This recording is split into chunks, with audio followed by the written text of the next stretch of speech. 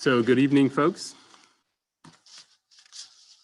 My name is John Marshall, and I have the great privilege of serving as the principal of Douglas Freeman High School. About a month ago, at the urging of many of our community members and students, we asked our community if our school's nickname or mascot, the Rebels, matched our core values as an organization. And this conversation was not a new one. The events of the last few months in Richmond and around the world, along with our formal requests for responses, has renewed that discussion in our community. And we're happy to report that the community has responded. The thousands of responses that we've received include rich experiences from those who walked into our hallways in the 1950s and talking about the smell of fresh paint in our brand new building, to those with young children who just moved into our community and shared their views on the subject. We'll continue to reflect out what we've learned. Of course, you can actually see some of those entries if you click what we've learned on this website. And we're going to continue this process so that you can hear what those around you in the community are saying. I believe it's especially important to hear from those who have a different experience with the term Rebels than your own.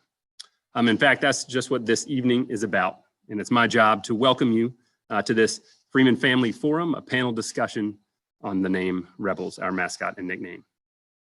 This decision could have been made behind closed doors without public discussion, but as a Freeman family, we believe in leaning into tough conversations and listening to one another. It wouldn't be responsible to bring all 2,000 Freeman families and 25,000 alumni into one physical space right now. So we're going to have this conversation today electronically, and we're very glad that you've tuned in. We've selected a panel that represents the continuum of views of what we've heard. For those tuning in this evening, I suspect you'll hear your opinion represented at some point in the next hour to hour and a half. Those on this panel were chosen because each holds a view that represents a large swath of the responses we've received. And I have confidence in each one of our members, our panel members, to present their experiences, reflecting back what we're hearing from the community. One note, we purposely did not include any students on this panel this evening to be sure that students didn't bear any brunt of any negative attention that their views might cause. But students are very much a part of this process. They make up a significant portion of our committee, which will advise my team on this decision. And hundreds are making their voices heard through their responses and through their activism. For the students watching, as I mentioned in my message to you via Instagram and email over the last few days, we want to hear from you, and we are absolutely listening. The purpose of this evening. The purpose of this evening is not for anyone to win the debate or to score points. Instead, we've asked a thoughtful group to share their experiences with the nickname and mascot Rebels. And my team, along with the Freeman Mascot Committee, who will help advise the decision, will be listening. I hope each of you does the same from a posture of learning and being open to seeing others' perspective. No matter where we stand on the term Rebels, it's my hope that you share my belief that we are a Freeman family, and that part of being a family is being willing to disagree sometimes, but always in keeping in mind what's important. In this case, what's important is effectively serving our students and our community. Thank you to the panelists for providing voices to this discussion. Sincerely, thank you. To our skilled moderators, Jonathan Zur and Charm Bullard from the Virginia Center for Inclusive Communities, and to all of you for tuning in and viewing this discussion with an open mind. With that, I'd like to introduce Mr. Jonathan Zur, President and CEO of the Virginia Center of Inclusive Communities, and Ms. Charm Bullard. Take it away. Thank you so much, Mr. Marshall. Charm and I are so grateful to be invited to join some important members of the Freeman High School community to have this conversation this evening. And as Mr. Marshall noted, this is one opportunity among many for the administrators at Freeman High School to gather input regarding the school's mascot. Tonight, Charm and I ask that each of our panelists speaks openly and honestly, does so with respect for one another and all members of the Freeman family, actively listens to the other perspectives that are shared, whether you agree with them or not, and speaks from the I perspective. I'll ask you to share your personal views, but to not definitively speak on behalf of an entire group of people. All alumni think this, all administrators think that, all teachers think this. You're speaking for yourself tonight and reflecting your perspective and your view. Put simply, this is a conversation. It is not a debate. We are not on Jerry Springer. And while you may bring strong feelings and emotions to these issues, Charm and I ask that you constructively share your opinions in a thoughtful and productive way. So we'll ask some questions along the way, some that we have prepared, and many that come from folks who are watching this, who are going to the freemanmascot.info website and submitting their questions there. We'll get through as many questions as we can during our time together this evening, and we'll do our best to make sure that we hear from each of you as many times as possible, trying to make sure there's balance in terms of voices and perspectives. So with all of that background out of the way, I'll turn things over to my colleague Charm to get us started. Thank you so much, Jonathan, and good evening, everyone. It is a pleasure and honor to be here. So to begin, what I'd like to do is introduce each of the panelists, and then I'm going to ask them to share a bit about their relationship with Freeman High School, specifically thinking about what their experience was like at the school. So we're going to go in alphabetical order. So that means we're going to start with Drew Bright.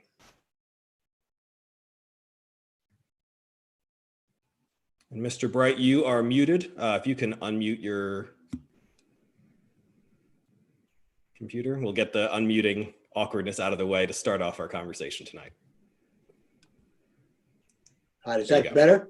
That is, yes, sir. Thank you. Oh, yes, sir. Born and bred in New Jersey, so I was not from Virginia or Richmond. I came down to college, got my first and only professional job beginning in 1972 at Douglas Freeman. Remained there for 42 years, 37 as a teacher and coach, my last 5 as the athletic director. I've been retired since 2016. I continue to help with the athletics and with the Athletic Hall of Fame at Douglas Freeman. I had no knowledge of anybody at Douglas Freeman when I came. I would say my experience there from the very beginning was one of welcome and warmth, even though I was a Northerner coming in. And I felt, especially as a coach, I felt that the student body was very receptive, very encouraging, whether they be a participant or a fan. I felt that Douglas Freeman the student body participated in everything, whether it be an athletic event, whether it be a fundraiser, whether it be for the Christmas Mother. We were the Douglas Freeman fame. And I think Dr. Pruden was the one that coined that phrase. At least I'm familiar with it from that point on. But it certainly was a phrase that put us into perspective as a family. The alumni have been very supportive, and from all the years that we were there. And so I enjoyed my 42 years immensely at Douglas Freeman. Thank you so much, Mr. Bright. Next, let's plan to hear from Fred Facka. Tell us about your relationship with Freeman High School and describe what your experience was like at the school. Well, thank you, Charm. I'm going to remove my headphones because there's a slight delay. I'm so blessed to be a part of the Freeman family and alumni specifically. My earliest recollection of Freeman was a part of a community that I grew up with a single mother. We lived in the apartments on 3 Chopped Road, about 1.5 miles. They're still there. And every Friday night we heard this commotion up the street, and that being a football game. Apparently, I didn't know at the time. And so the concept was there, and we had older people in the community that went to Freeman. But this idea that, hey, there's something out there exciting and bigger than my world at age, 8, 9, or 10. Years later, a friend brought me to a basketball game during the winter, and it was just electrifying, the atmosphere. And so it kind of goes dormant from there, but went to Freeman and was athletically inclined. I was a basketball player, had a wonderful experience at Freeman. The teachers, the administrators, the coaches were just the best people, character-wise, integrity-wise, across the board, really. It really doesn't matter. I was fortunate enough to play with some friends throughout the years that we were successful in basketball. I particularly had individual success as a part of a team, being All-State, Richmond Times Dispatch Player of the Year, and got a full scholarship to college, which saved my mom a lot of money, obviously. But after that, it always kept the Freeman ideal of the standard of excellence wherever I went, athletically, academically. I was National Honor Society too, by the way, at Freeman. Got a master's degree at VCU in the School of Business. My experience there led me to create what I'll talk about in a minute at Freeman, if I could just have another minute. I was instrumental in formulating a sub-alumni group at the School of Business called the Association of Real Estate Alumni. We raised our own endowment funds to a level of $50,000, and we still give 2 scholarships to this day. This was 1995, 4 or 5. Well, actually, no, 1992. And then this thought struck me. We had success down there, and I said that the lights went off. Why not Freeman? And so I got together with a Freeman graduate who was a CPA, and we founded what we believed was the first legitimate 501c3 nonprofit public high school alumni association, not only in the area, but perhaps the state, maybe the region, who knows, maybe the country. And so I'm still involved on executive management decisions. We're small, but we're engaged. And so that's really something that I can talk a little bit later about as well, the engagement of alumni back to the school to create this inclusivity, if you will, and being there that other schools don't have. So we're very unique as alumni in that way. And we all adhere to this ideal as a rebel of the standard of excellence through academics and athletics and the arts. And it's evident in the panel today, I would say. So let me stop there and tell you that, it's just a blessing to be in this community, to establish, concepts and ideals based on inclusivity and performance and competition and excellence. And I'll leave it at that and probably revisit that a number of times tonight. Wonderful. Thank you so much. Now we're going to turn to Kennedy Mackey. How were you connected to Freeman High School, and what was your experience like at the school? Let me get the unmute. Sure. So good evening, everyone. My name is Kennedy Mackey. I attended Freeman from 2014 to 2018. I am originally zoned for the Varina area, and I applied to come to Freeman for the Leadership Center during my 8th grade year.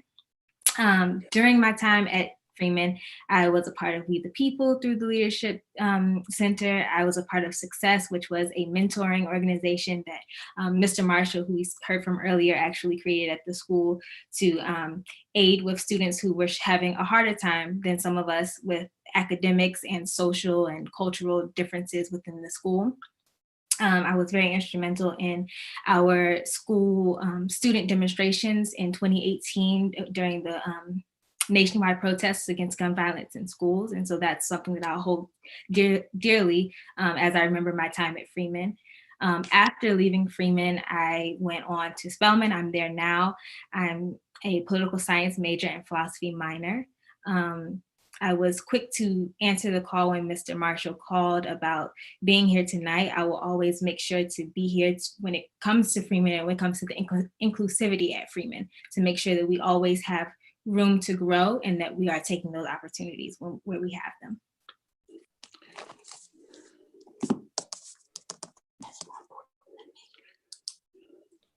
Charm, you're on mute. Yeah.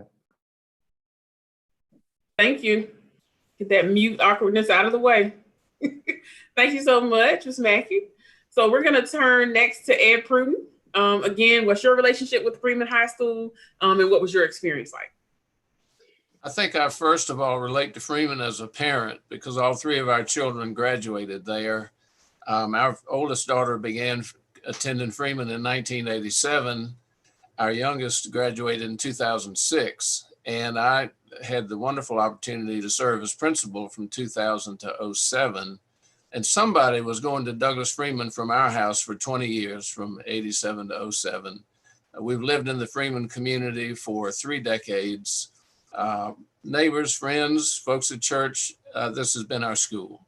And it's very near and dear to my heart. When I met with the faculty and announced that I was taking another position, I began to weep, and immediately the principal hat came off and the parent hat went on, and all I could muster the ability to say was to thank them, that magnificent faculty, for what they had done for our 3 children. Thank you so much for sharing, Mr. Pruden. Next up is going to be Jamie Smith. Please tell us your relationship with Freeman High School, and again, describe what your experience was like at the school. Folks, Jamie Smith. I want to start by acknowledging both Dr. Pruden and Coach Bright. I was a student from 2002 to 2006 while Coach Bright was teaching and Dr. Pruden was the principal there. I graduated in 06 and attended Virginia Tech. So Richmond is my hometown, Virginia very much my home state. Afterwards, went off to DC for a number of years doing some consulting work there. And about 5 or so years ago, came out west to join Google, where I'm currently, I lead a small team that does analytics. In terms of my experience at Freeman, I would say that in general, the Freeman family, I believe, is extremely strong. I personally loved my time at Freeman. I was very active. I was in the part of the football team, basketball team, track team. I was also one of the very few students to do both football as well as the marching band. So I was very, very indoctrinated to all of the possible activities to be involved with at Freeman. One thing that I will note, though, is that I think that there are still some challenges that we have, or at least we had during my time at Freeman, almost having sort of 2 communities within the Freeman family. I think that I was oftentimes wearing different hats depending on the community that I was a part of or participating within. I don't know, maybe Kennedy felt the same thing. The friends that she was making within the Leadership Center may not have been the friends that she had outside of those settings. And that was oftentimes my experience as well. Many folks probably know Cloisters Apartments, Nottingham Green. That was the after school. Those were the folks who were all my friends. But when I looked around me as part of honors AP classes, those folks weren't part of that world oftentimes, which I think is very unfortunate. But for me, what's important is to make sure that we're bringing all perspectives to the table and that we're doing our darndest to make sure that those perspectives are heard and brought together as much as possible. And I think that that's really how we drive inclusion at Freeman, to make sure that we are upholding the values that we hold ourselves to and ensuring that we have a tight-knit Freeman family. Thank you so much, Mr. Smith. And certainly last but not least, we're going to hear from Harry Warner. How are you connected to Freeman High School, and what was your experience like at the school? Sure. Thank you, Charm and Jonathan and John Marshall. Thank you for allowing me to be a part of this. My direct connections through my children. I'm a native Richmonder, but I moved away before high school. And so my first real, introduction to Freeman was with fraternity brothers in college and other friends, and actually coming down at the time for a football game. And then throughout the years, Freeman always, of course, having mostly a pretty good team. I mean, there are challenges there as well, but always being in the media as far as that goes. I've got 3 children, one who graduated 4 years ago and just graduated from Tech, Jamie. One who just graduated from Freeman last month and will be heading to Longwood. And then I've got a current student there as well, too. Won't be hard to figure out who that is. So you guys lay off of them later on. But I think I was asked to be part of this by John, not only because of my connection with my children and my perspective through their viewpoints, but I'm also have been part of the historic fabric for Richmond too. In my career, I was a history major in college. I am in the nonprofit sector, and in fact had been at the what's now the National Civil War Museum. It started out as the Civil War Center 20 years ago. And that was different at the time. It wasn't just Union Confederate. We were bringing in the African-American Black story also. And that was a challenge. And I can get into more of that later. And I learned a lot from that as a native Richmonder, but also had been in the military, so I'm a veteran. And I also was at the Virginia War Memorial too. So I think I bring a little bit of a perspective, and through the conversations that I've been involved in for the last 20 years. So that's my connection. Well, thanks to each of you. It's clear that you care deeply about the school, and your connection is very much appreciated, I'm sure, by everyone who is watching. I want to ask, and we'll go in reverse alphabetical order now. So Harry, you don't have to wait till the end. The last name, Z-U-R, I'm sensitive to those of us who have to wait. So Harry, when you hear Rebels, the name of the Freeman mascot, what comes up for you? What do you think that represents? I like the word rebel. I think that probably a lot of us, we have as our alter ego, at least being a rebel in some capacity. I think that if you were to take it out of the context of the Civil War, rebel has a pretty good connotations, you know, being an individualist or being a nonconformist perhaps, or maybe a maverick kind of person. I think that the word itself is a good word. It's unfortunately, I think in this context with Freeman, of course, and when it was adopted at the founding of the school in '54, and then having the Rebel Man as the logo back then, and then it's been a word that, of course, is not inclusive for everybody. And that's, of course, why we're having the conversation now. And perhaps there's a way to keep it. We can get into that here later, if changing the narrative in some respect, but perhaps not. And I'm sure that the committee that's been formulated will come up with the right decision. Thank you. Jamie, how about you? You were a student at Freeman. What did Rebels mean to you then? And what do you think about that as a mascot now? What does it represent? Yeah. And I think that Harry really hit the nail on the head when he talked about context, right? The word rebel itself, I have similar feelings towards the word in isolation, but the context of the word matters. And I feel as though context setting for words is almost, if not more important than the word itself that's being used. So for instance, if I was watching Star Wars and having a conversation, I might hear Rebels and think of like intergalactic peace, right? However, the unfortunate reality that we live in is that when having grown up in Richmond, Virginia, understanding the history behind the word as it relates to DSF, It's almost impossible for me to dissociate rebel with Confederacy, unfortunately.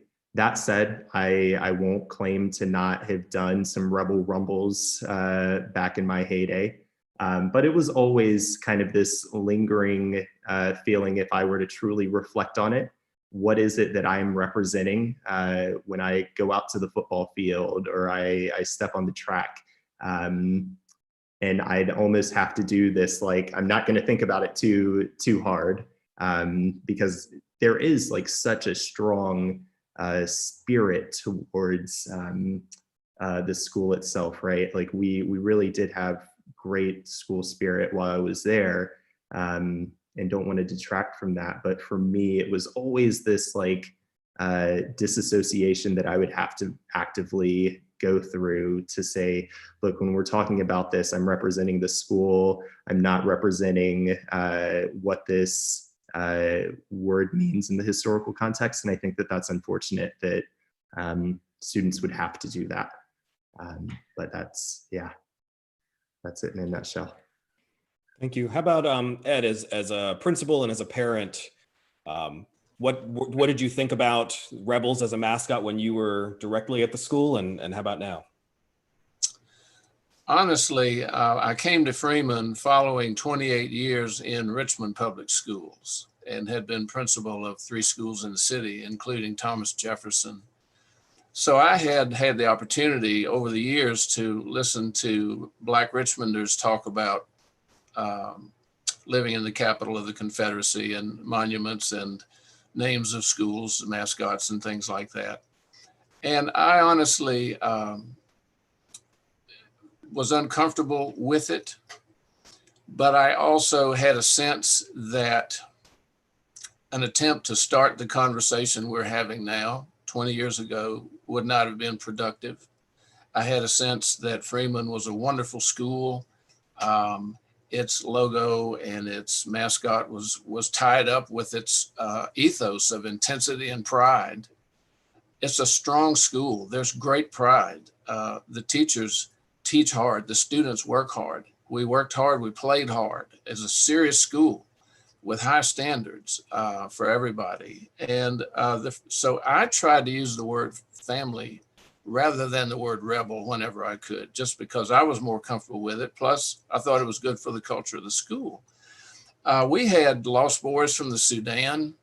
We had 100 kids learning English. We had about, I think now there's about 1/3 of the student body that qualifies for free or reduced lunch. So it has a diverse student body, but still had a culture of high achievement. And I was just afraid at the time that were I to bring that up, we would be talking about that rather than teaching and learning. And so I just spoke about Freeman family. But I felt that our minority students, I just had a sense deep in my heart that they just couldn't be entirely comfortable with that. Yeah. Thank you. And Kennedy, you are our most recent Freeman High School alum. I know that in recent years, there's been some effort to reinterpret what Rebels might represent at the school. As someone who was there, what does the Rebels mascot represent or mean to you?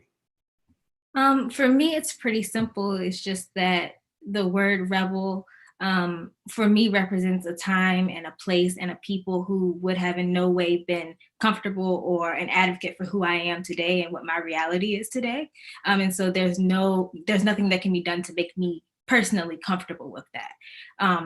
For me, in my opinion, there's no amount of recontextualization, decontextualization that can be done that can change what the word rebel means at a predominantly white school in the west end of Henrico, in Richmond, Virginia, in the capital of the Confederacy. That's just the reality that we happen to live in. And I think that it goes further from that. If I have a shirt, I mean, how do you not have shirts of your high school, right? If I have rebel going across my chest at my now historically Black college or university in Atlanta, they don't know about whatever recontextualization we have tried in Henrico County. And so that's a constant battle of, oh, what is that? Or, those conversations will always be there.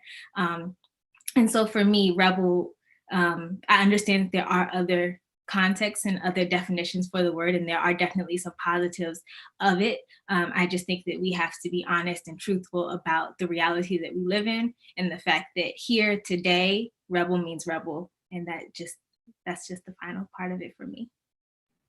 Thanks, Kennedy. Fred, how about you?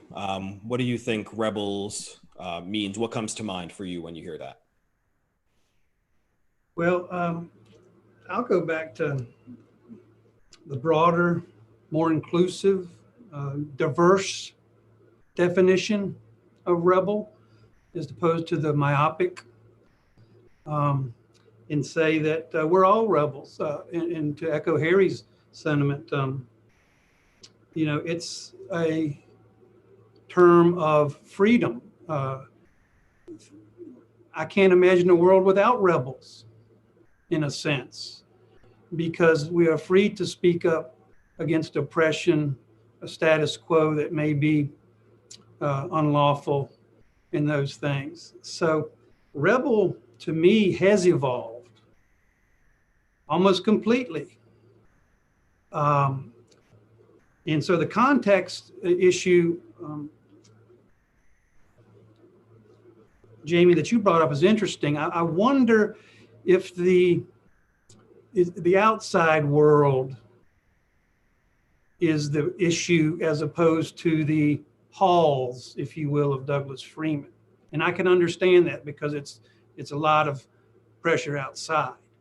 So we have this idea, if you'll allow me to do an analogy of ecology or biology, a genus of rebel that has evolved. And guess what? We have over 30,000 alumni. We're not some sleepy corner of Richmond, Virginia. All our alumni are in all 50 states. They're in 15 foreign countries. But the species, if you will, to continue the analogy, we have 30,000 species of rebels. So I would invite my colleagues and administrators to really jettison the past, myopic, intolerant, exclusive definition of rebel, and really wrap our arms around being broad and inclusive in the definition. Here's a small test I'll finish with on this comment is, what do these people have in common? Moses, Martin Luther King, John Glenn, Amelia Earhart, Arthur Ashe, Steve Jobs, Kanye West. They're all rebels. Thank you. Thank you. And Drew, as a fellow New Jersey transplant to Richmond, I'll turn to you next. Tell me, from your perspective as a former educator, coach, athletic director, what does rebels represent to you? And you'll need to unmute your iPad.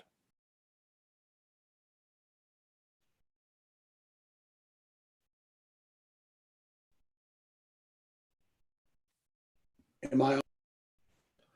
You were, and we just lost you. Try one more time, please.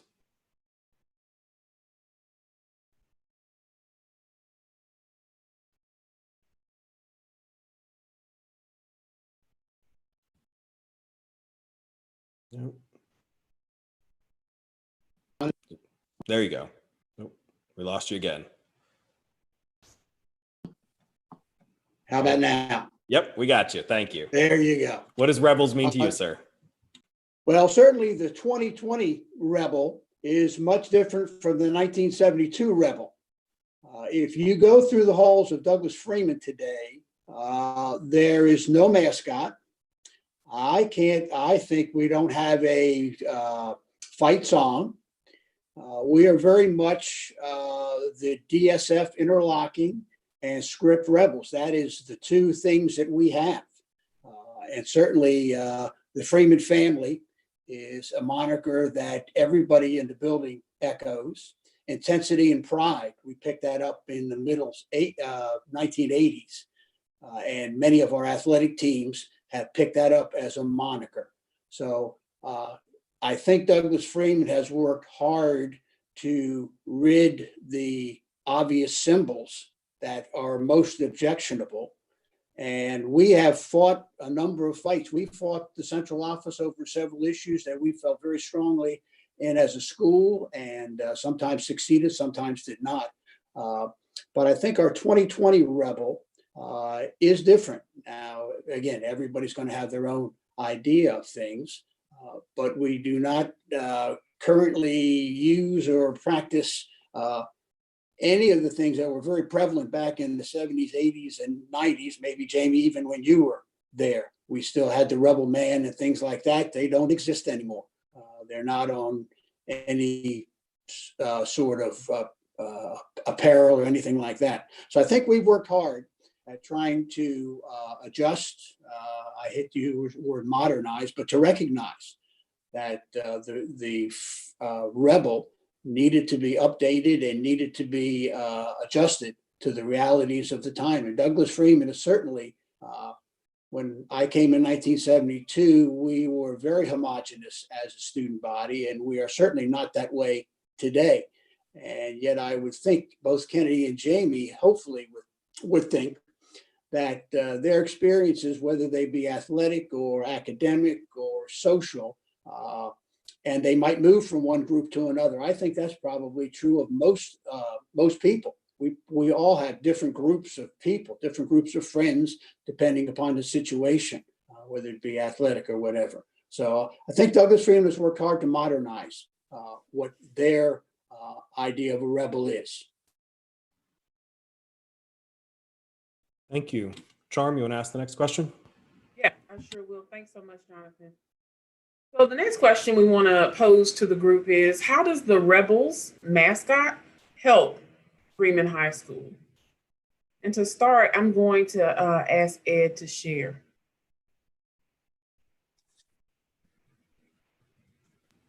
Ed, you'll need to unmute as well. You're on mute. I think in the minds of people who have attended Freeman since it was founded in the 50s, the word is associated with the school, with the faculty that they love, with the wonderful experiences they had there, with the wonderful education they got there. And just the association with the entire Freeman experience and the mascot being the rebel, there is a strong feeling of attachment, especially for majority culture students. I don't think our minority culture students through the years have that same attachment to the mascot, as I think Kennedy and Jamie have mentioned. They were aware of it. It was discomforting, if I can use that word, but they still had a great experience anyway. I don't think it helps the school going forward. Something has happened in our country recently. It seems that history and change happens in fits and starts, and rapidly for a while, and then slowly for a while. And things are changing in this country. If I could just compare it to something personal, I grew up in Washington, D.C., and I am a Washington football fan. I'm going to have to learn to use a different mascot.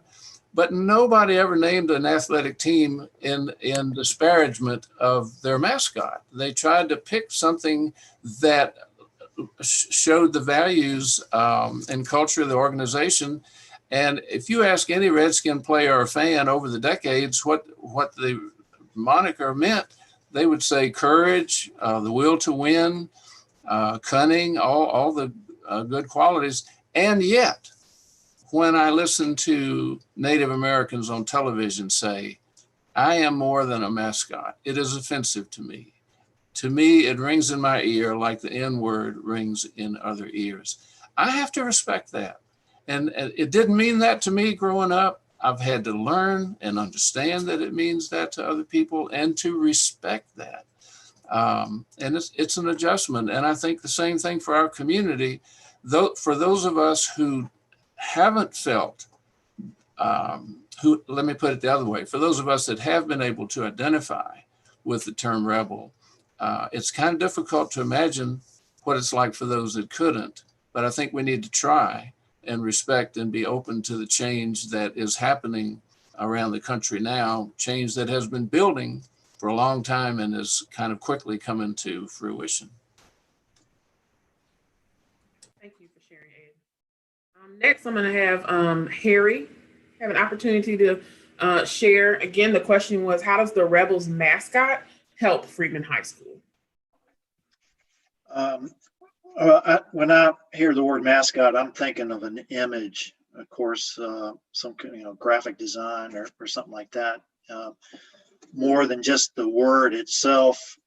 I go back to again the broader connotation of what a rebel is, and I have seen it again through my children and through their viewpoint.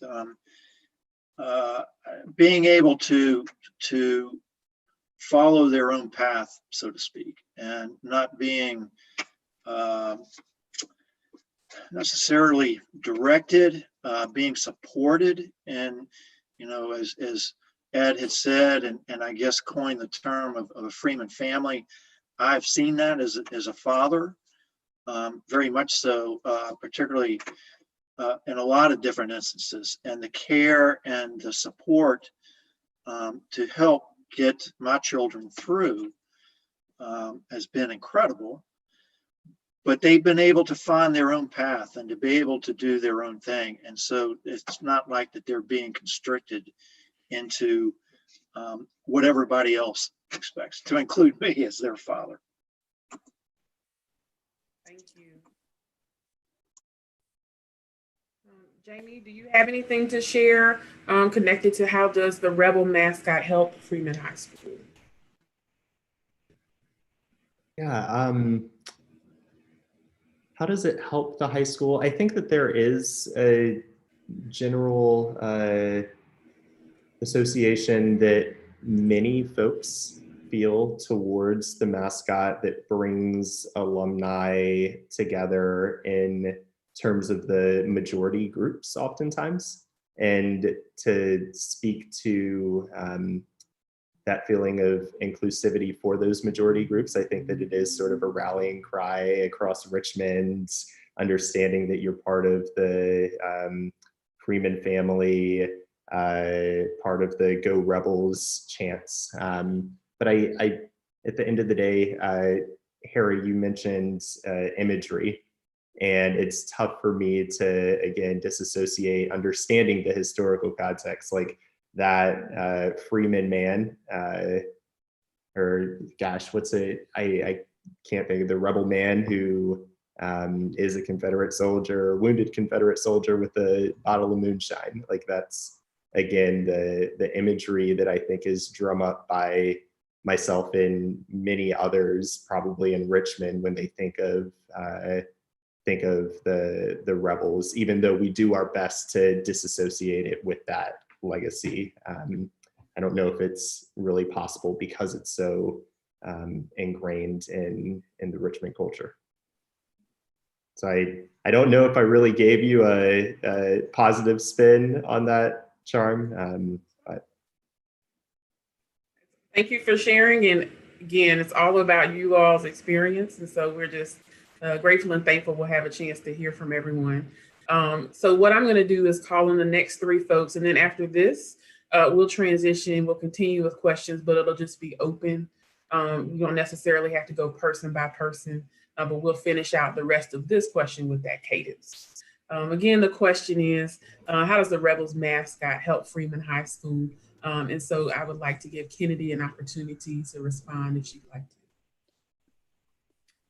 Yeah, I don't have much for that question. In my personal opinion, I don't think that it does do anything to help the Freeman as a school. I think the community does a lot. The love between students and teachers and that camaraderie, I think that does a lot. But as someone who never once in my 4 years felt any connection to the nickname Rebels, I had a great experience. And so I don't think that it did anything. And I don't think that the lack of that changed my experience in any way. Thank you for sharing. Want to give an opportunity to Fred to respond to the question, how does the Rebels mascot help Freeman High School? Oh, thank you, Charm. I thought we were moving on without me, so I appreciate you circling back for me. Well, again, Rebels to me means excellence. It's the pursuit of excellence. It's open to everyone. It's not biased in any way. All are welcome to pursue excellence at Douglas Freeman. So I am a broader, more inclusive, tolerant definition, rebel, if you will. I must take exception with a couple things, politely and respectfully. Rebels aren't Redskins, and rebels aren't moonshine racist drunks. So we really have to work honestly about this thing, even to the effect that, as Drew said, we don't have a mascot. What we're talking about is a name, a term, or a logo. Now, for an alternative to a name change, there may be a new mascot. How about a bulldog or a horse named Rebel? These alternatives can be productive and dilute myopic and narrow visions of a term. So I would say that. But let me take 30 seconds more and talk about the future. No one's here defending the past. What we're here to do is defend the future. We need rebels in the broad sense of standing up to power. We're all rebels here today. Kennedy, you're a rebel. Jamie, you're a rebel. Charm, you're a rebel. Let's be honest with each other. Society cannot exist without rebels. Okay, so if we were to disassociate or retire a name, calling it a mascot, which would be a fallacy, we would lose the future freedom fighters that we so desperately emulate. And so, having lost our, and rightly so, retired, our former Confederate mascots, flag, song, Rebels becomes actually more important because it's become scarce. And so it means to me the future of being able to speak freely,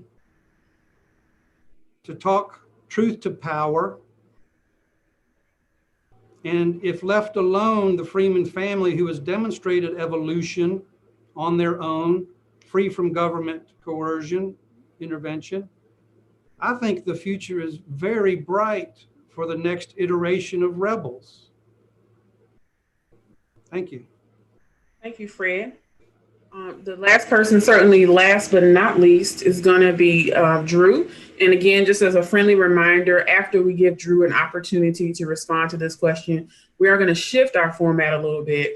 The questions will be posed, and then it will be an open response. Not everyone has to respond, but if you feel moved and you have something to share that's new or different, a perspective that hasn't been shared, then you'll have that opportunity. But we did want to finish out this second question, giving each person an opportunity to respond.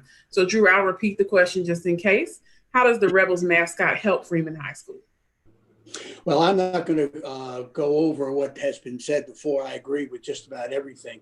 We certainly have made the effort, I say we, the Freeman family has made the effort to eliminate the symbols, the logo, everything that, again, belongs in the past and is in the past, certainly not in the future of Douglas Freeman. I like the idea, quite frankly, of no mascot. If you go to our football games last year, there was no less enthusiasm for not having a mascot or any of those things. So I think the idea of keeping it now, if Rebels is the mascot versus the name, I guess we're parsing things. But I'm talking about an image, an icon, Dixie as a song, all those things that were very much a part of Douglas Freeman at the beginning.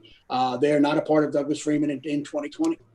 They have been retired to the past, and Freeman is moving along. We are just as academically successful as we've ever been, with or without those images. So I like the idea of no icon, if that's what we're looking at, rather than a nickname. And it allows people to enjoy it in their own fashion, in their own mind. Thank you. So we're getting some questions from viewers as well, and I want to make sure to incorporate them into some of our conversation. And so folks are asking questions that sort of get at what is there to gain by changing the Rebels mascot, and what might be lost, what feelings might be lost. Maybe we can hear from 2 or 3 folks. Either what do you think is an opportunity that comes from changing the mascot, and what, if anything, might be lost as a result? Anyone want to take that? Kennedy, it looks like you unmuted. Yeah, I can take something that will be gained by that. I think it is good for a community to model to its younger generation that it is important to have these type of conversations and make these type of accommodations for people who are in marginalized groups who have not been taken care of, have not been looked out for. And if we start having those conversations now and showing our students now, hey, there was an issue with this, and so we changed it to make it better for other people and for us all to feel good. I feel like that's something that by starting that early on, they'll take that with them in college. They'll take that with them later on. They'll teach that to their children, and they will remember that they learned that at Freeman. Thank you. So something to be gained potentially. Jamie, you want to jump in? It looks like you unmuted. Yeah. I want to come back to a bit of this notion of inclusivity that we've been sort of harking at. I've done a ton of analyses around inclusivity measures in the past, and one thing that is important to think about when measuring inclusivity is that one, you can take, like, I'm going to use numbers because I'm big on numbers. So you can look at averages across for a particular question that's being asked, right? So do I have adverse feelings towards the name Rebel as a moniker for our school? And we can look at that, and we may find majority of folks are okay with it, right? Like that might be the case. It might be a coin flip, 50-50, in which case maybe there's no action to be taken. I think that the real challenge is looking at the second measurement in terms of disparities. So when we look at a question like that, there's certain things that you should control for and ensure we see no differences in. And a simple cut of data would be to look at it by race, ethnicity, gender. When we look at that particular question by race, my strong hypothesis is that we would see a very large disparity in terms of our marginalized groups that doesn't come across when we look at the question when we're only looking at averages, right? So our intent to be inclusive, I think that the spirit is there, and that's right. For us to do that, we need to address this disparity amongst our marginalized groups. Elephant in the room, Black folks don't like the association with the Confederacy that we see here. And I truly don't think that there's a level of disassociation that we can create with our best intent to do that with this current name. I think that Fred, you even alluded at synonyms for it, freedom fighter, right? I think that that's something that could be considered revolutionaries, right? Like there are other words associated to the same spirit that you're talking about when you're saying we're all rebels. We can all be revolutionaries, right? We don't have to hold ourselves to a particular word that disparages marginalized groups in doing so. Thank you. So we've heard some perspectives on what might be gained or the opportunities there in terms of inclusion. What about some other thoughts on what could be gained or what could be lost? Harry, Jonathan, you want to jump in, and then Fred? Sure. I agree totally with Jamie and Kennedy about what could be gained. I think that after 70 years almost, certainly if the name were changed, then it's going to lose its identity that has been built up over those years, and whether for good or bad kind of thing. So as the narrative has been changed over the last few years, and I think that that's been great and has been relatively successful, of course. But I think that for those as Fred said, 30,000 alumni, and even the current student population, trying to create a new identity is going to take some time. Thank you. And Fred, you had a hand up. You want to jump in on this? Yeah, thank you, Jonathan. I'll take the dissenting view and just a couple words of caution, I guess. And I'm thinking about the 30,000 plus alumni. Probably my best guess expertise is that there's 10 to 15,000 Freeman alumni probably still within a 90-minute radius of Richmond. So we're talking a fair amount of groups. So let's, when we talk about identity, let's also use the word community as opposed, inclusive with family and the rebel community, the rebel family. There's something that we've all learned in school, the butterfly effect. Move a letter of a word, and then years later, something's completely different. So let's. I guess my dissent is a word of caution with the potential harm to the community that is now 66 years old. And although we have 30 to 40,000 alumni, faculty, coaches, you have parents and brothers and sisters. You could easily create a number, Jamie, statistically, with numbers of a influence of 100,000 people, including the nuclear family that attended Rebels. I will tell you that there are multi-generational families at Freeman, and you all have experienced this, that are attracted to the consistency of excellence. And so when one talks about taking the last vestige, if you will, after songs and mascots and symbols, which are fine, we're left with an archetype linked to Rebels, the term, that again has very positive connotations and characteristics in this local community. So I'll close with the idea that to disrupt a positive characteristic that is well within the community for decades, you could actually create a butterfly effect of abandonment, betrayal, disassociation, that I think would be irreparable. Thank you. Well, I can remember saying during my days at Freeman that Freeman isn't good for any of us unless it's good for all of us. And I think the emphasis needs to be on the future. I worked closely with Fred in establishing the Alumni Association. I'm proud of it. I'm proud of the work he did to get it started.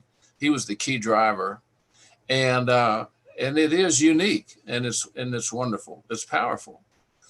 But I think a school needs to think about the incoming freshman class and all of those in the future primarily. That should be our primary concern.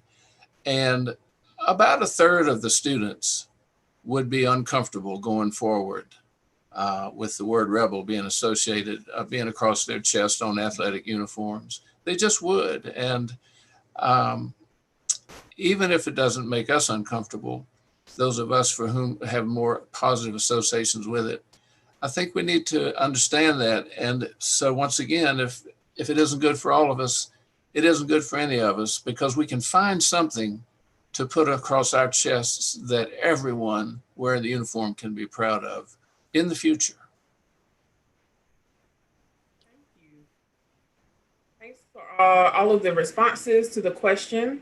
So I'm going to throw out and pose a new question. How does it feel this evening to hear perspectives about the school or about the Rebels mascot that are different from your own?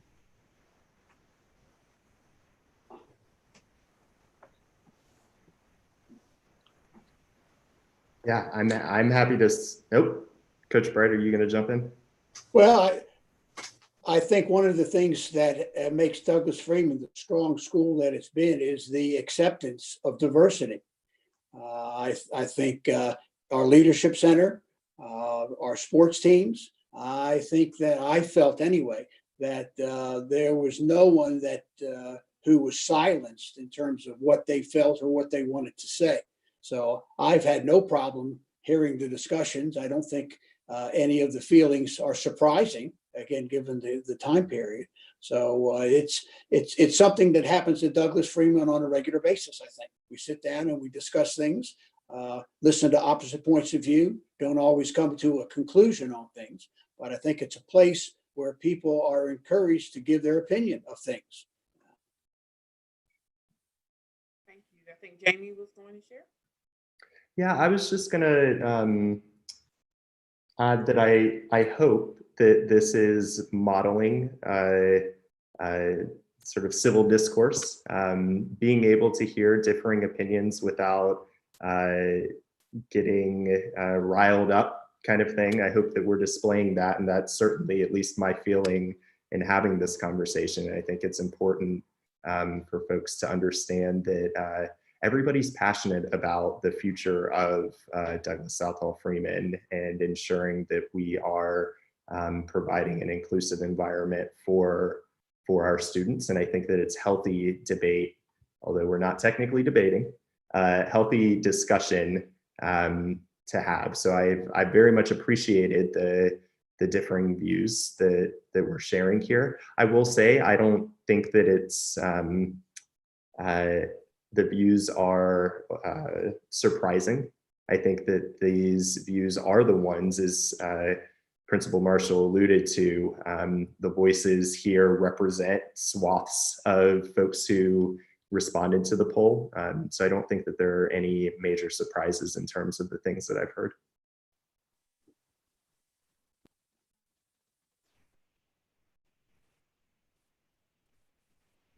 I'll It just looks like briefly you're jumping in. comment. I've enjoyed this. I really have. I think it's well moderated. And again, didn't anticipate, no surprises to me. I just want to, retain the long-term perspective into the future, being consistent with a message of excellence. And if I could close one point on my previous thing of the butterfly effect,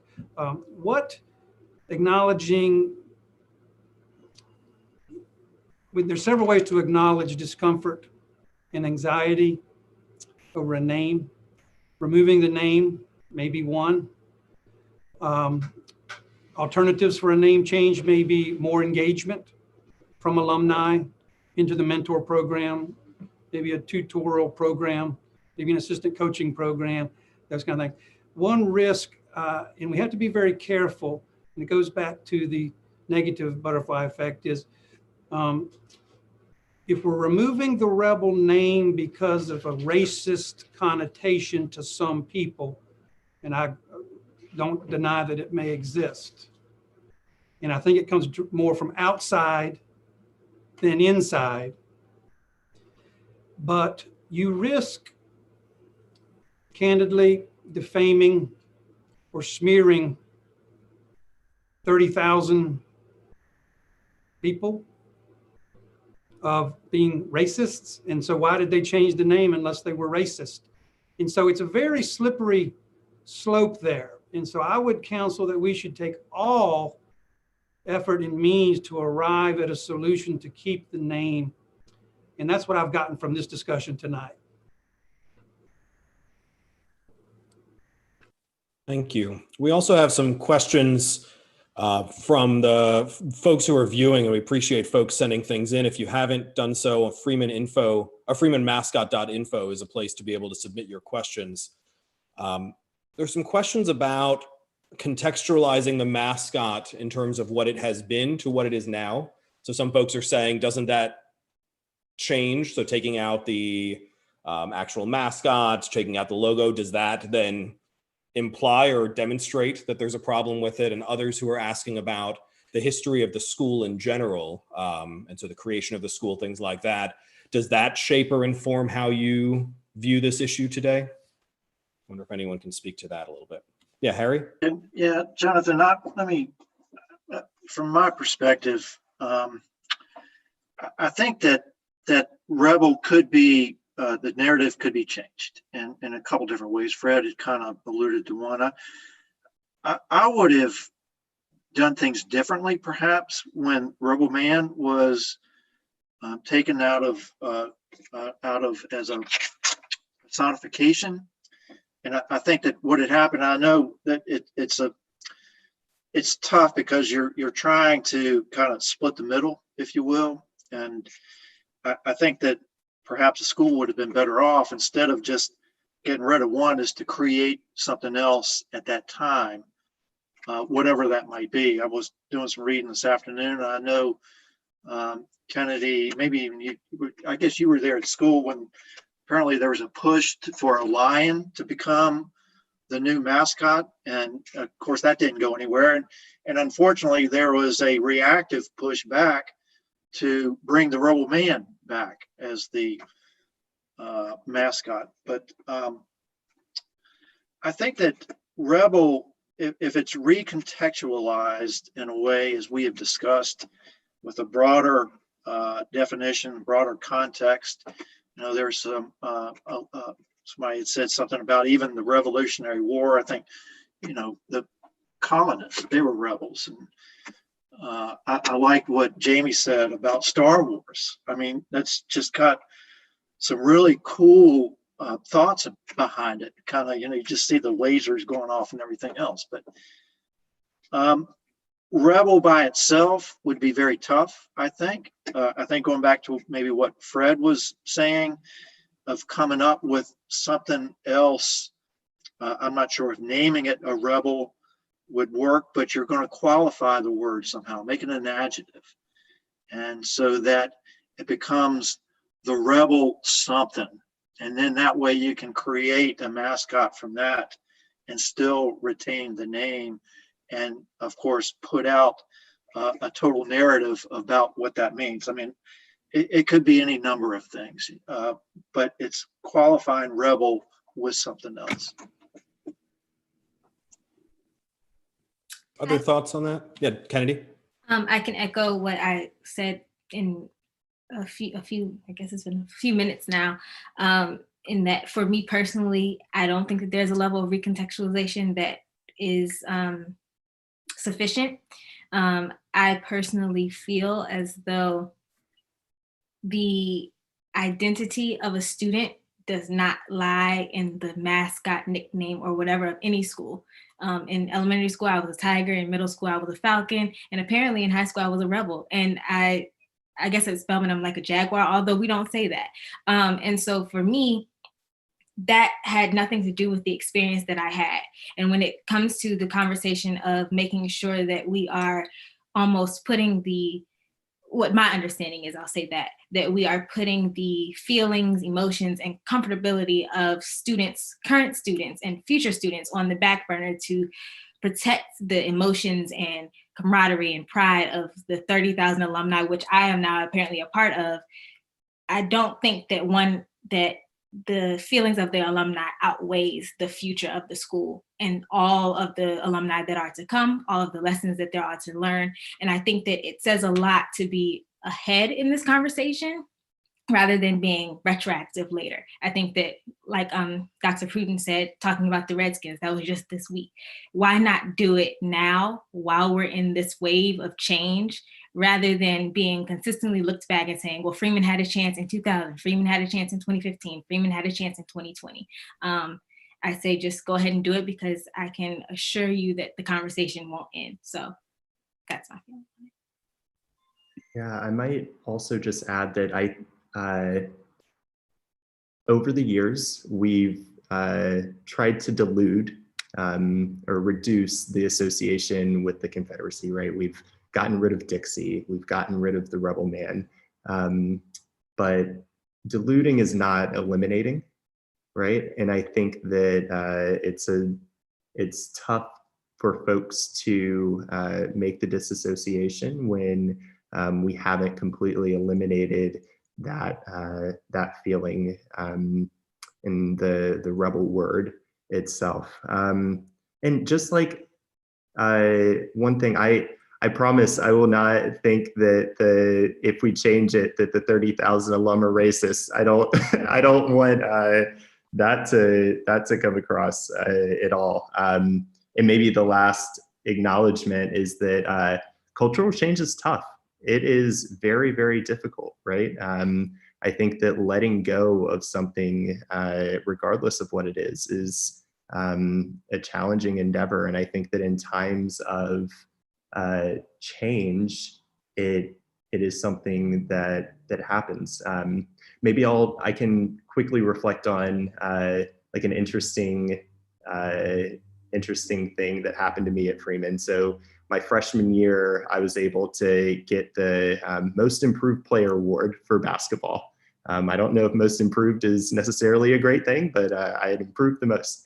And what came along with that was a dedication for the award that gave some background about the award itself and the person it was in honor of.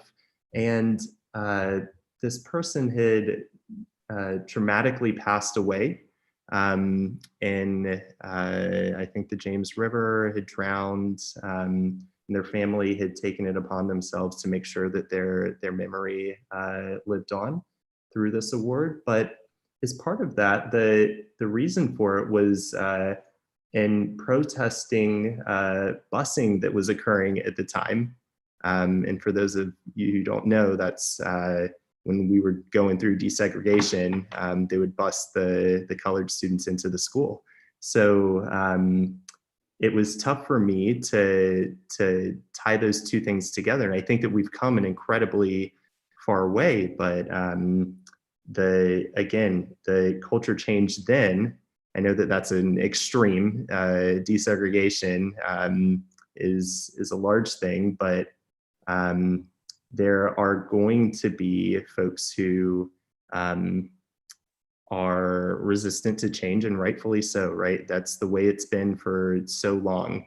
But I do think that we have evolved, and over time, change is a healthy thing for society. And in this case, I think it'll be a healthy thing for the alumni as well. Jamie, I do want to name also that talking about the evolution of language. So in talking about desegregation, the language that you use, the direct quote colored, would not be a word that folks would be using today. So I want to make sure for our viewers to understand in the same way that certain words or concepts may be used at one time and not presently. Drew, we haven't heard from you in a little bit. I want to make sure that you have an opportunity if there's anything that you're hearing that you want to add to or respond to. No, I am probably in concert with most things on both sides, quite frankly. When I started at Freeman, we didn't have any air conditioning, and we obviously got air conditioning, and that was a great improvement. So certainly we need to continue to advance. We need to continue to improve. And again, as Jamie was saying, no matter what happens, there are going to be people on both sides. We just have to sit down, look at the whole thing, and decide what seems to be best for Douglas Freeman High School now and in the future. Again, I think that the high school has done a great deal to improve the image away from the obvious Civil War context. And again, I like the idea of, quite frankly, no mascot in terms of an icon, so that everybody can have whatever they want to come out of Rebels. And again, intensity and pride is one we've used in Freeman family. We have a number of sayings that we've used to describe to the public exactly what we're all about. We certainly, from the inside, we know exactly where we are. And I think those statements, intensity and pride in Freeman family, go a long way in trying to describe to the outside world what Douglas Freeman is actually about. Thank you. Charm, you want to jump in with the next question? I do. So as we start thinking about and talking about community, I want to pose the question, do you think changing the mascot would change the community or the connectedness of the school?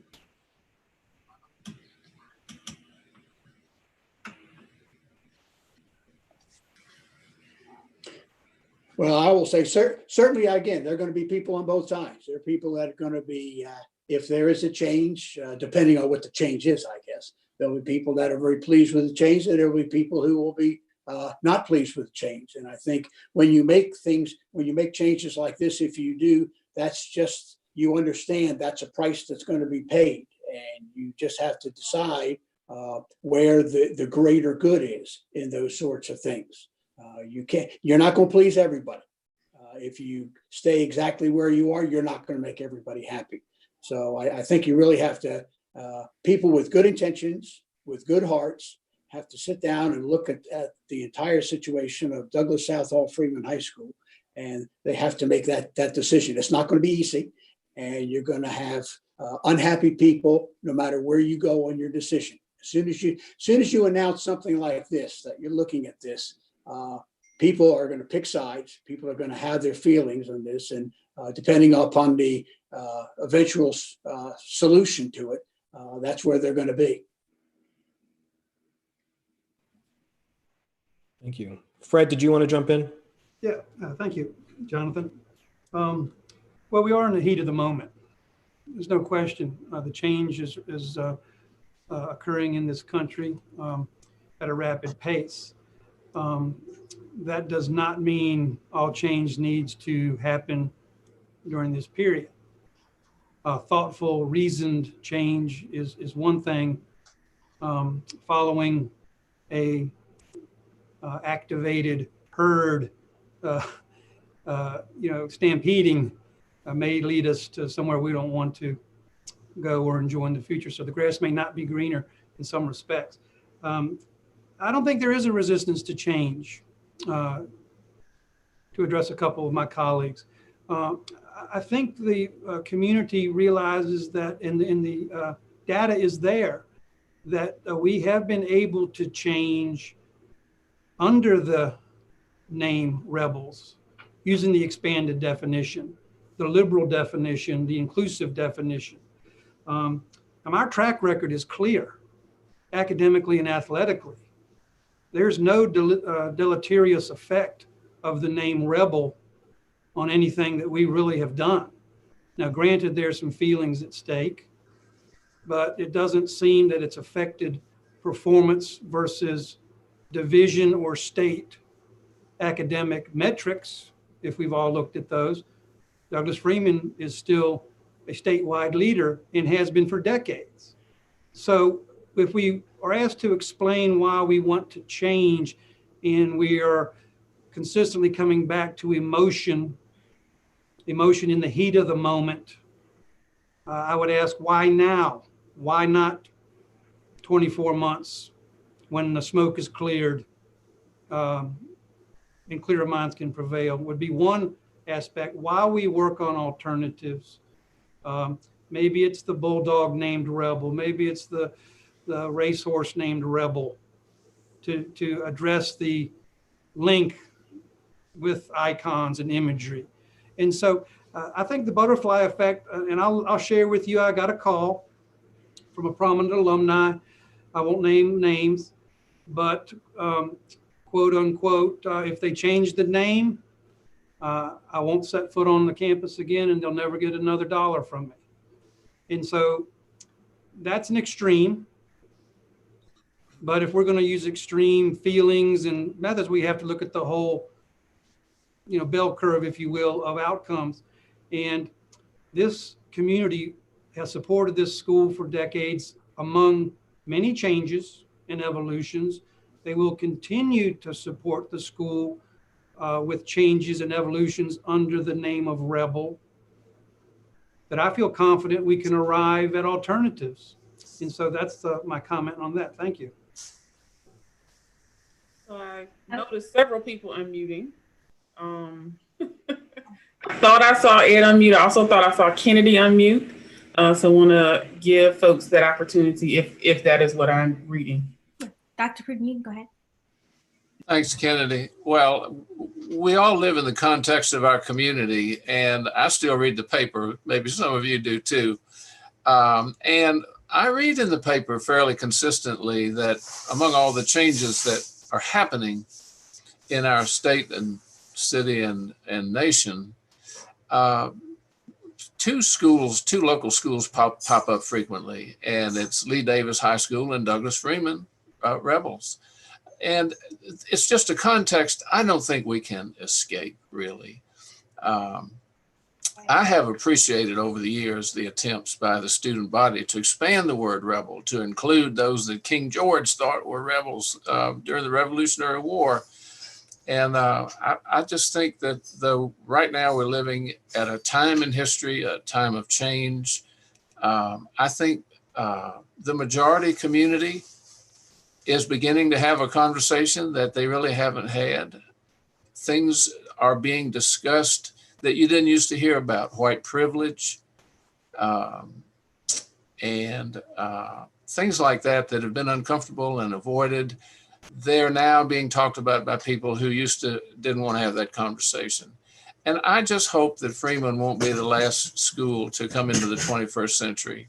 I just hope that Hanover County, which is a lovely but very conservative community, I just hope they don't beat us to the punch and do something about Lee Davis and we're still over here talking about the word rebel, because the context is unmistakable at this point in time. Before I was about to go, I was just going to respond to first the saying that the term rebel hasn't necessarily negatively impacted the effect of the school and the benefits that we've had and the excellence, the academic excellence, the sports excellence. How great would it be to have a school where we can exceed in all of that and also make sure that all of our students are comfortable? I don't think that changing it would make us have negative impacts in our testing or our academics or our sports either. So I think that it's really just extending that to make sure that while we're just as academically excellent, we're also making sure that our students in all groups, in all shapes, sizes, whatever, are just as comfortable as the majority group. And I think that continuously alluding to the fact that the community, our Freeman community, for those who may be listening who aren't as familiar, the Freeman community is very, very specific. Yes, that is a very diverse group, but when you hear someone say the Freeman community, the generational students and all of those things, that's a specific group of people. And nothing is wrong with that at all, but how great would it be to extend that community? I think that to answer your initial question, Ms. Bullard, which was, how does changing the name change the community, change the connectivity of the community? I think it encourages greater connectivity across the bridge rather than just with the majority group. I think that the connectivity in a majority population of the school will be the same regardless of the name. It will still be generations of families who have been Freeman students. But I think it would be great to have those connections made with students who haven't felt like they belonged or haven't felt necessarily that they were proud of their school and what that represented. And I think that would be a huge change in the climate and the environment of the school if we had that difference. Thank you, Kennedy. We're coming up towards the end of our time together this evening. I want to acknowledge a few of the questions that were asked that we don't have time for that aren't necessarily connected to asking you all questions, but that are important to folks. Several people have asked who ultimately makes the decision. It's the school administration that will make the decision about the mascot. There are some folks who have asked about the name itself. So be a school named after Douglas Freeman. That is a conversation that the school board would ultimately have decision-making authority around. And that's not what we've been asked to at least focus on or discuss tonight. Some folks have asked about any costs associated with the change. And I think that can be something that school administrators perhaps put onto the Freeman Mascot website and the frequently asked questions. And then there have also been some questions about the current climate today at the school in terms of student interaction, as well as why there aren't students who have been invited to participate in the panel. And as Mr. Marshall noted at the beginning, out of a desire to protect current students from the possibility of being attacked or targeted in any way, the thought was to engage alumni and other close friends of the school in this conversation.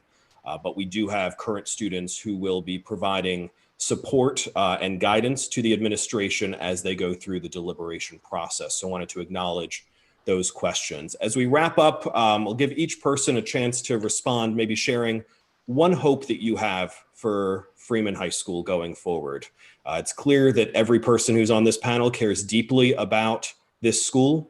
What is one hope that you have for Freeman as this school goes forward? And Coach Bright, we'll start with you. Well, my hope is that this resolves itself, that Douglas Freeman continues on the trajectory that it's been for 66 years, that our alumni, our faculty, and our staff continue to be very proud.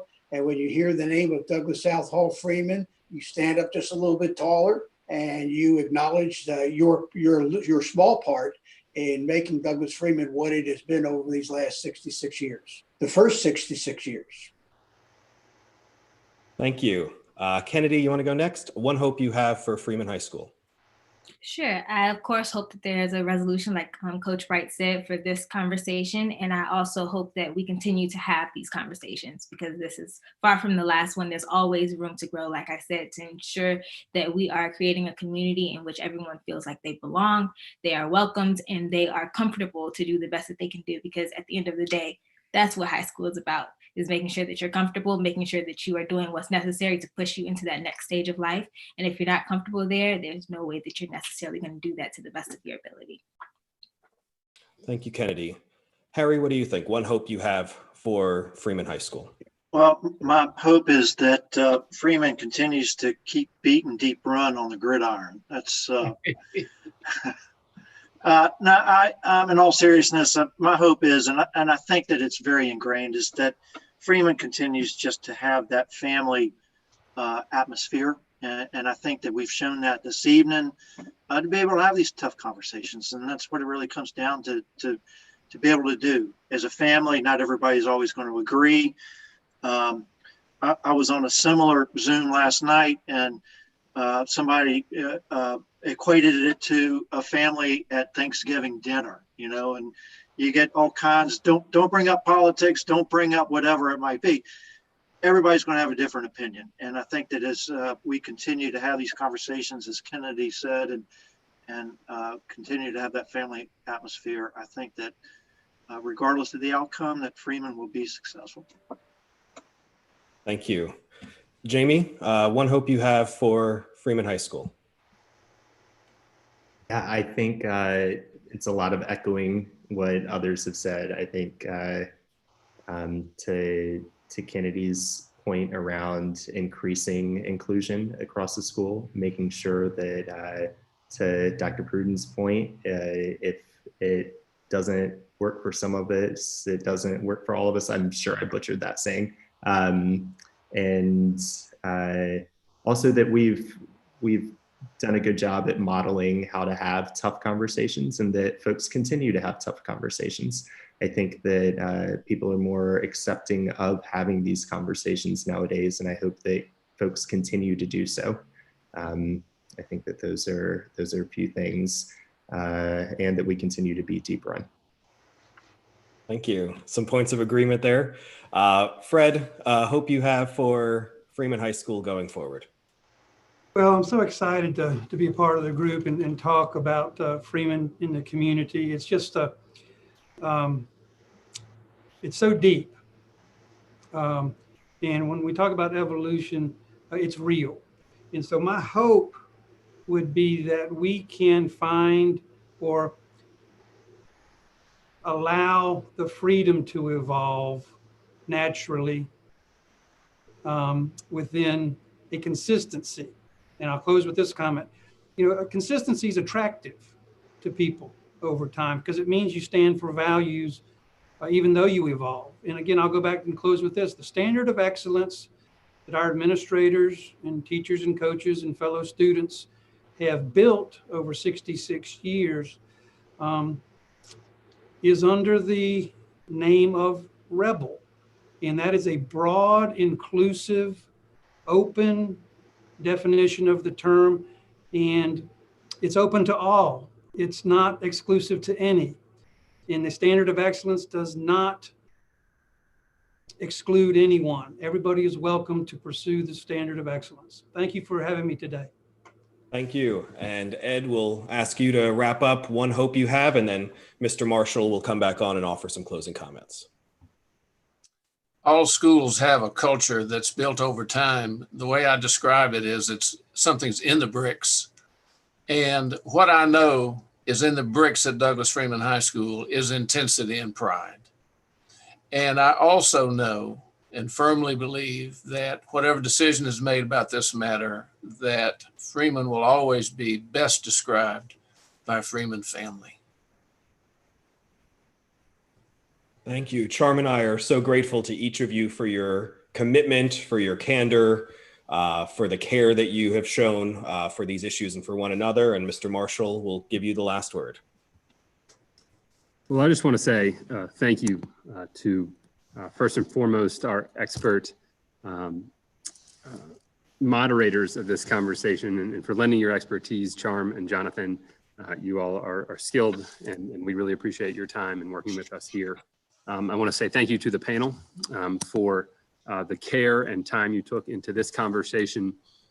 It is a courageous thing to do, to stand in front of our community and share your beliefs and feelings.